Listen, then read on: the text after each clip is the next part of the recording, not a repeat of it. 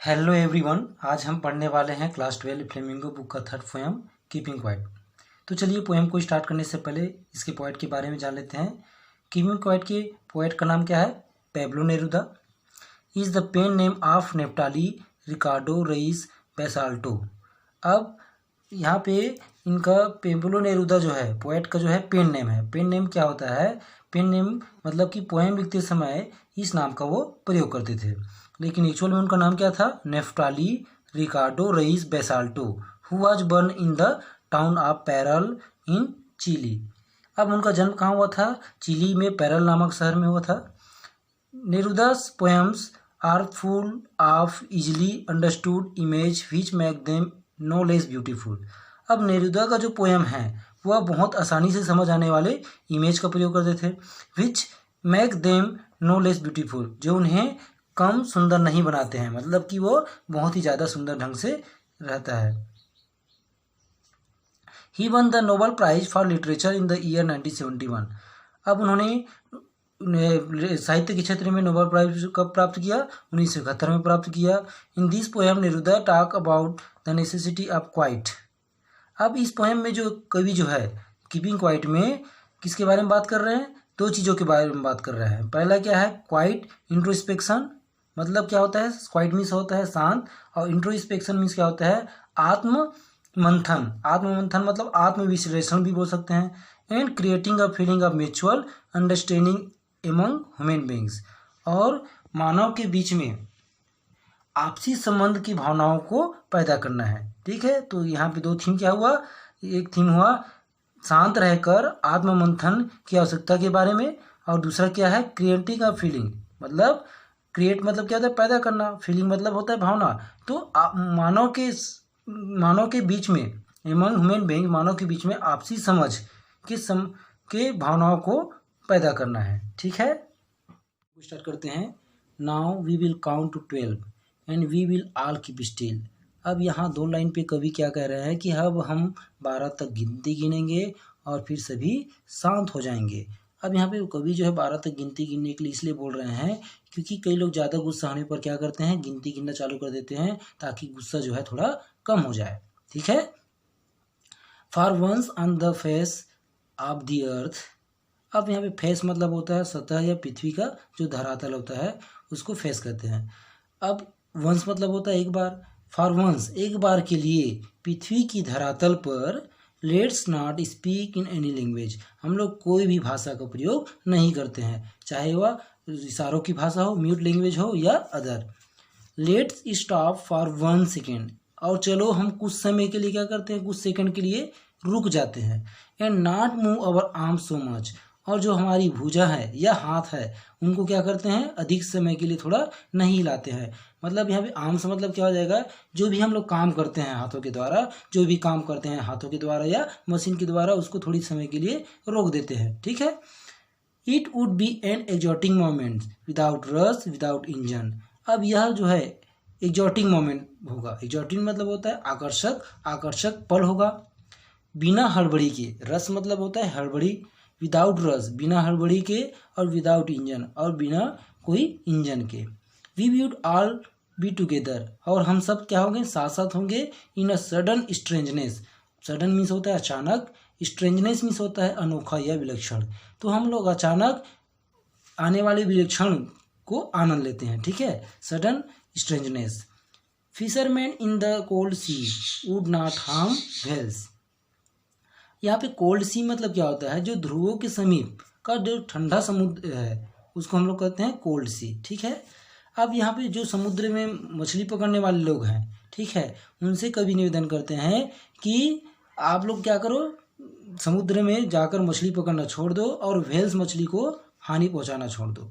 And the man gathering salt would look at his hurt hands, और जो नमक इकट्ठे करने वाले लोग हैं वह इकट्ठा करना बंद कर दे थोड़ी देर के लिए, और क्या करे?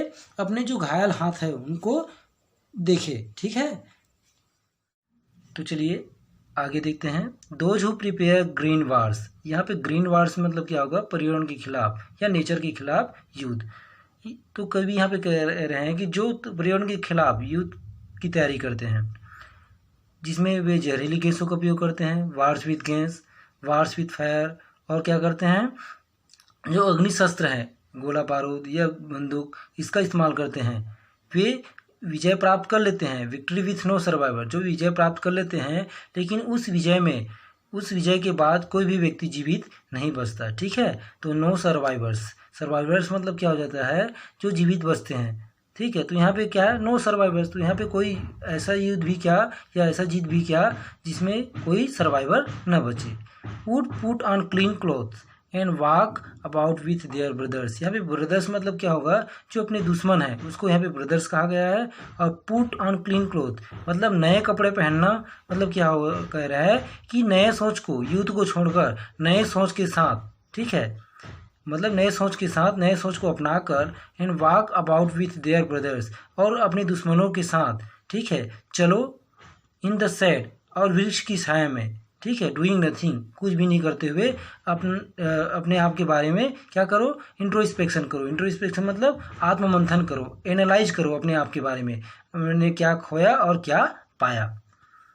चलिए आगे देखते हैं। What I want should not be confused with total inactivity.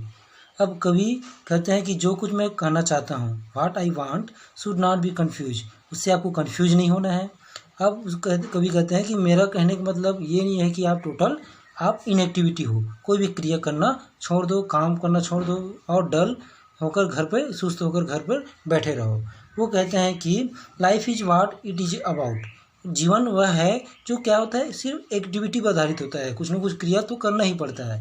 तो I want no truck with death, truck with मतलब क्या होता है, संबंध होना।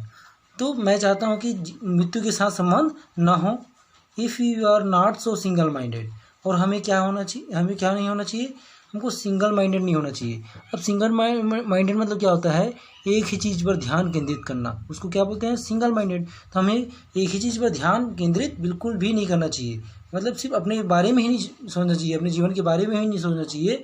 अबाउट कीपिंग्स आवर लाइफ बीइंग, मतलब अपने जीवन को सिर्फ चलाने के ही बारे में, अपने जीवन के बारे में ही बिल्कुल भी नहीं सोचना चाहिए। ठीक है, तो उससे भी अलग भी कुछ सोचना चाहिए।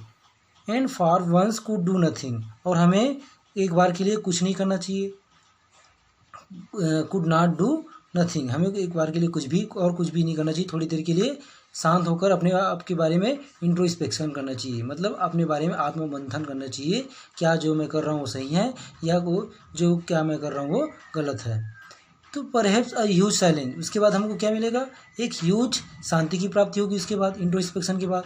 तो माइट इंटरप्ट दिस सैडनेस, और जो हम लोग सिंगल माइंडेड की वजह से जो सैडनेस को जो क्या करते हैं, प्राप्त करते हैं, उससे क्या होगा, वो हमको दूर हो जाएगा। वो माइट इंटरप्रेट दिस सैडनेस, हम उससे क्या कर सकते हैं, कुछ मुक्ति पा सकते हैं। आप नेवर अंडरस्टैंडिंग अवर सेल्फ, हम लोग क्या करते हैं, सिंगल माइंडेड होने की वजह से अपने आप को क्या नहीं करते, कभी भी समझ नहीं पाते।